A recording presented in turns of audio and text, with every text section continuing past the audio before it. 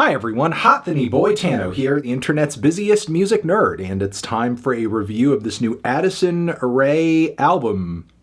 Addison, California pop singer, songwriter, TikToker, Addison Rae. After numerous singles and a lot of build-up, she is finally dropping her debut album. Her first real major push to grow her brand into something beyond just being a TikTok personality. Now, if you have been following up until this point, she has certainly had some help along the way in validating this direction, like with the crossovers she's done with pop phenom Charli XCX, which, despite my skepticism and lack of enthusiasm behind the singles on this album, even that had me kind of curious as to how this record would pan out. But the more I listen to this album, the more I'm convinced that Addison is very much a what you see is what you get kind of artist, because I'm not finding a whole lot of subtext or layers on the 12 tracks and 33 minutes of this album, which would be fine if what I was getting on the surface was something that I loved.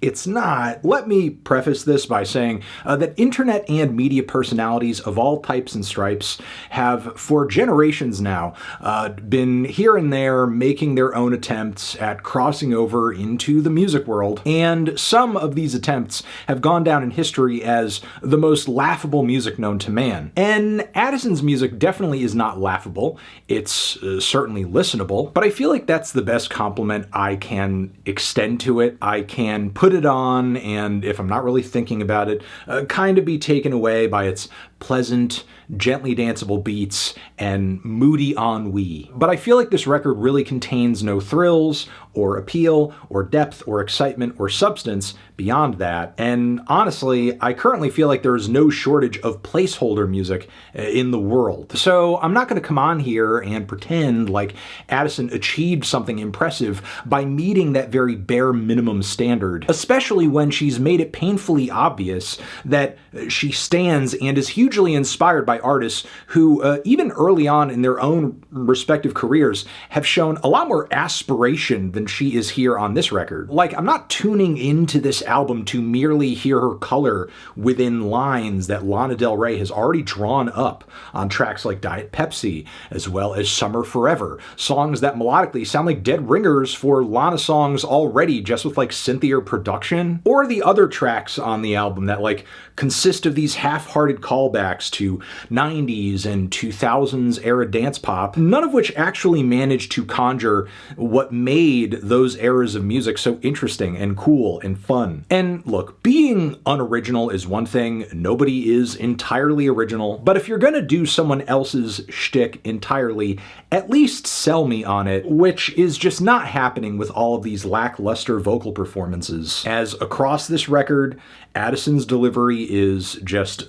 consistently sleepy, very whispery. I just find her singing to lack conviction, emotion. Sometimes it's barely fighting through the mixes of tracks like High Fashion. And after 30 minutes, I'm pretty tired of the feeling of just having someone up in my ear going, "Hey, when I was growing up, my mom always told me to save my money." I feel like I'm just being subjected to someone else's just very bad impression of what they think a sexy voice is, which I'm not here to deprive artists of, the creative choice to do such a thing. In fact, I think there are a lot of modern mainstream artists who, do put on a little bit of, a campy delivery when talk singing their way through their songs. Sabrina Carpenter is pretty notorious for that these days. But at least when she's doing it, she's actually putting some personality into it. You can kind of feel the character in the performance. It's also a lot of the time employed to be kind of funny. Meanwhile, what Addison is doing here just feels like borrowed from a bad 90s perfume commercial where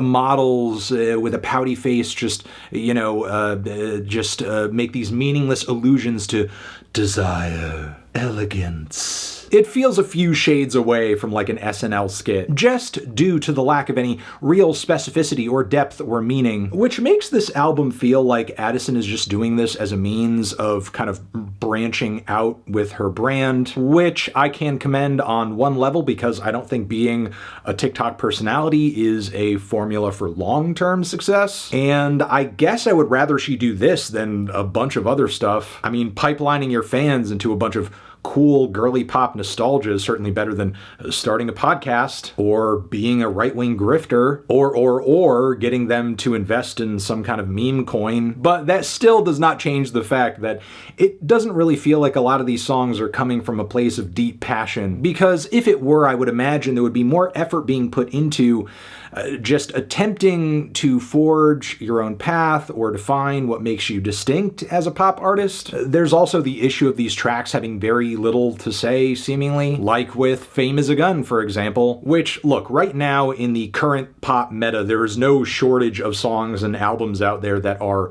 just an analysis of being famous and the highs and lows that come along with that. And this song here has to rank among one of the most vapid and thoughtless attempts at this same thing recently. Because for someone who is so famous and is so infatuated with her fame that she references it multiple times across this album, she doesn't really have anything significant to say about it. Plus with lines like, life is a drug, and I've got a taste of the glamorous life, and I'm free. It's as if Addison lacks the capacity to write in any other mode than cliche. Also, take the opening track on the album, New York, which starts with her saying something about taking a bite out of the Big Apple. And then throughout the rest of the track, she just makes a bunch of references to very ordinary experiences that you could indulge in just about any major city. She's like getting off a plane, getting into a black car, dropping her luggage off at a hotel, then dancing at a club. You don't need to go to New York to do that. But I think Addison being a lackluster lyricist goes beyond her inability to pen a song about anything of note. It comes down to a lot of one-liners that I'm sure her and her collaborators thought on some level were,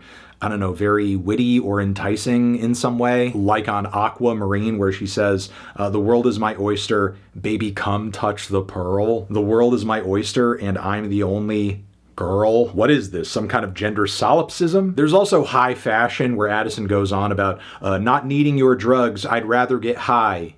Fashion, which is not only upsetting because it's a lame line, but just all the lost potential on this song too. Because honestly, I think this track could have turned out great in terms of exploring maybe all of the fashion that Addison is into and why it's better than either drugs or like a shallow love interaction. But we don't get any of that, which actually would have showcased some kind of mind or personality behind the bland instrumentals and like baby whisper sung vocals. Instead, it's just moody, mediocre crooning about a cigarette pushed between her tits. I know I'm drunk, but... Look, I feel like my main issue with this record, despite it being as listenable as it is that I don't think music should just be an advertisement for an internet personality. It should have some kind of entertainment value beyond that. With that being said, even the production on this thing isn't that interesting or mind-blowing. Whether it be the redundant beats and perks on Diet Pepsi, which sound like they're being rehashed moments later on the track Money Is Everything, or the beat behind Headphones On, which sounds like what you would get if you punched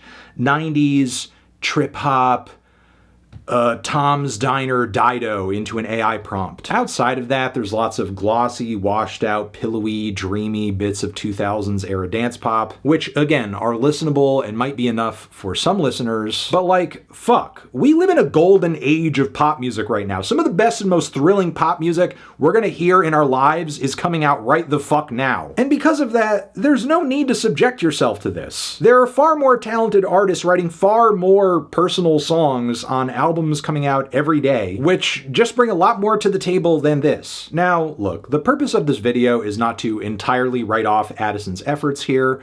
Certainly coming out with your own album is an achievement in and of itself. And I'm also not here coming on to say Addison should never make music again, she's the worst thing that ever happened to music, so on and so forth. Like, sure, there is great potential that the album we've heard right here is laying the groundwork for what could be a really great and impressive career, and hopefully a lot of creative growth into the future. But that is not the album we are being faced with right now. The album we are being faced with right now has a lot of growth and change to undergo before it gets to that point. Because from the production choices to the lyricism to the singing, it sounds like nearly everything about this record is just in the incubator stage at the moment. And I'm not going to come on here and pretend otherwise just to be in line with the pop elite and fans pushing this record right now, who for sure have been making a lot of great calls lately. I just don't think this album is one of them, which is why I'm feeling a light to decent 4 on this record. Transition, have you given this album a listen? Did you love it? Did you hate it? What would you rate it? You're the best, you're the best. What should I review next? Hit the like if you like. Please subscribe and please don't cry. Hit the bell as well. Over here next to my head is another video that you can check out. Hit that up or the link to subscribe to the channel. Anthony Fantano, Addison Rae, forever.